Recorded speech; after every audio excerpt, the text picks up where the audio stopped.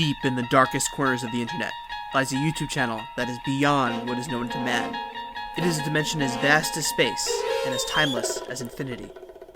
It is the middle ground between light and shadow, between science and superstition, and it lies between the pit of man's fears and the summit of his knowledge.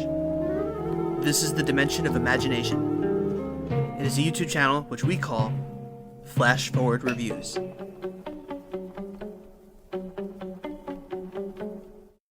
Friday the 13th was released in 1980 and was directed by Sean S Cunningham. It stars Adrienne King and is about a group of camp counselors who are being killed by possibly a legend of Camp Crystal Lake. So if you haven't seen it, I've already done a kind of review with the boys on the podcast. It was our second podcast ever, and we talk about Friday the 13th, Nightmare on Elm Street, and Halloween. If you want to watch that, I highly suggest you do, because we're going to go into spoilers there. Here, we won't really talk about many spoilers about this movie, but if you have seen that podcast, then you already know that I don't like Friday the 13th. I don't think it's that great. I do have a lot of respect for it, being that it propelled the slasher genre and was one of the highest grossing horror films at release. It was really the first horror film to be released like around the world in so many theaters. Before then, it was kind of a little bit more taboo horror, so you really couldn't always go to the theater and see these movies. You kind of had to search for them. Certain theaters would play them. This was really the first horror movie that had a huge box office and basically set up the genre to appear for many, many years later. So in that aspect, I have a lot of respect for it. But this movie is just so boring, and it's just not that great. Kevin Bacon is in it. It's weird because they keep on referring to him as like the star of the movie, and if you look at like little descriptions about it, he's always the first actor's name listed. And I know it's because it's Kevin Bacon. Now you get a lot of notoriety with his name, but he's in the movie, but he's really not that in the movie. I mean, he's not our main character, and there's a little bit of jumping around of who we think our main character is going to be, and we do find out that it's Alice who is our main girl within the movie, but yeah, it's just not that good. Let's just start talking about it. So in terms of pros, my first one has to be Alice. I really like her, and I think that she's a great final girl. I think that our final girl circuit is really interesting. I think that there's a lot to her character that I just really enjoy. She's just, she's just a survivor of this horrific thing that's happening. I mean, there's just so much to root for her. And I can't say the same with other characters in this movie, let alone in the entire Friday the 13th series. And I gotta say, I do like the whodunit aspect of this first movie.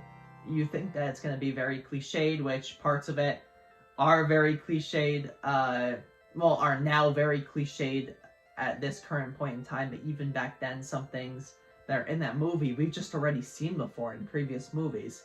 But I really like the whodunit aspect of that first movie, and I know a lot of people become disappointed that it's not fully what they expected from hearing and seeing all the other, not seeing, but hearing about all the other Friday the 13th movies, and there's a character you think of when you think of Friday the 13th.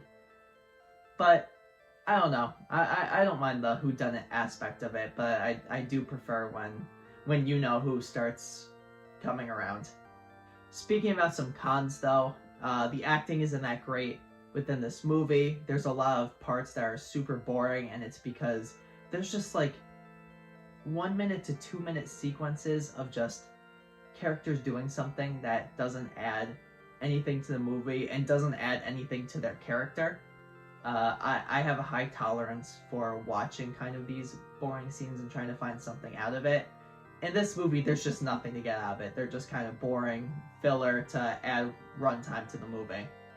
On top of that, the blood and gore effects aren't the absolute best in this movie, although I will say there is a very, very cool kill within it that is so much fun. I think you guys may know it, but there's a lot of kills that are off screen in this movie, which just kind of bugs me. I hate when we see something that's about to happen and then they just cut away. And they do that, I think, 4 or 5 times in this movie, which is really disappointing. Just show us the kill. I mean, I could understand if you don't have the best effects, just find a way to show us the kill. And on top of that, I really hate the fact that a real animal was killed on the set of this movie. It's just something that really bugs me out when movies do that. We look towards Cannibal Holocaust, which don't even get me started on that movie. But Friday does the same thing in this, and I ain't for that. So I know a big aspect of Fan Favorite Fridays when I did it last year was having a guest with me. Unfortunately, I couldn't get a guest with me for this episode, but I asked the boys if they could record a little thing about this movie, so if they did end up recording something quickly, I know I asked them last minute, then it's going to be inserted within this part. If they didn't, then sorry. I don't know. Tina will tell you if they didn't insert something. I guess right here. Boom. If they did insert, then I guess she put something here. I don't know. She could have just thrown up a picture of Jessica Harper. I don't know what she's going to do. So, overall, I would give Friday the 13th a 5 out of 10. And if you're really into classics, then I would say watch Friday the 13th. I think that you'll enjoy it. I think there's a lot that you can, I guess, learn or kind of see how the story began with Jason within this movie. So thank you everyone for watching this review, and be on the lookout for more reviews in the future. I want to give a huge shout out to Kevin from Blue Backpack. He's just a very cool guy. He recorded that little intro, the new intro for the month of October. Check out his channel. There's going to be a video that him and I did that'll be coming out pretty soon on The Shining. So be on the lookout for that. Thank you again to Kevin. I loved what you did, and I'm so excited for the rest of the month of October. With all of that being said, let's flash forward to the next review.